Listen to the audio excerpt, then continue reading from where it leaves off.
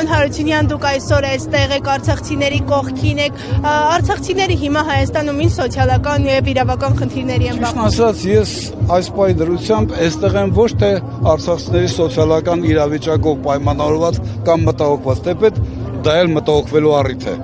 Մենք հիմա պետք է մտահոգվենք ընդհանրապես ապագայով Արցախի։ Խոսքը սրա մասին է։ Եվ երբ որ ես լսում եմ գործող իշխանության ղեկավարը ասում է մենք արցախյան շարժման էջը փակեցինք, սա խոսում այն մասին, որ ինքը այդուհանդերձ արցախյան հիմնախնդիրը տեսնում էր որպես տարածքային վեճ երկու հանրապետությունների միջև, որտեղ արցախյան հիմնախնդիրը, եթե դուք դիտարկեք որպես ժողովուրդների ինքնորոշման իրավունք, դուք չեք կարող փակել այդ էջը, դա նույնն է ոնց որ ասեք մենք մերժում ենք ՄԱԿ-ի կանոնադրությունը։ Հասկանում եք, հետաբար իմ այստեղ գտնվելը բացառապես պայմանավորված է այդ հանգամանքով։ Արցախյան հիմնախնդիրը կարգավորված չէ, որտեղ այն չի կարող բիրտ ցեղասպանական գործողության արդյունքում համարվի կարգավորված։ Սա է հարցը, եւ խաղաղ բանակցային գործընթացը այլընտրանք չունի։ Եվ այդ առումով Մինսկի խումբը չի կարող դադարել, որտեղ նրա մանդատը այդուհանդերձ ՄԱԿ-ի անվտանգության խորհրդի մանդատն է եւ դրա հիմնական կոչումը հակամարտությունը խաղաղ կարգավորումով լուծելն է։ Այնպես որ Արցախյան շարժման էջը չի կարող փակված լինել։ Դա իրավական կարգավիճակ ունեցող շարժում էր, որի նպատակը ոչ թե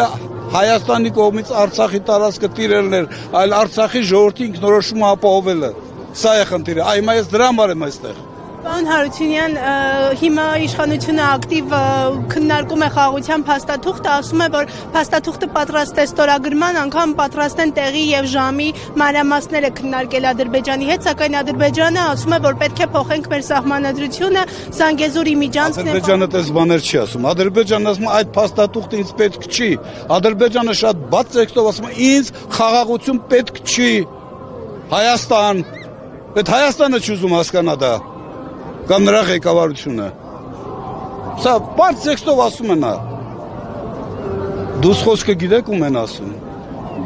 Չեմ ուզում ասել։ Պարոն Հարությունյան, նշեցիք, որ Արցախյան էջի փակվելու մասին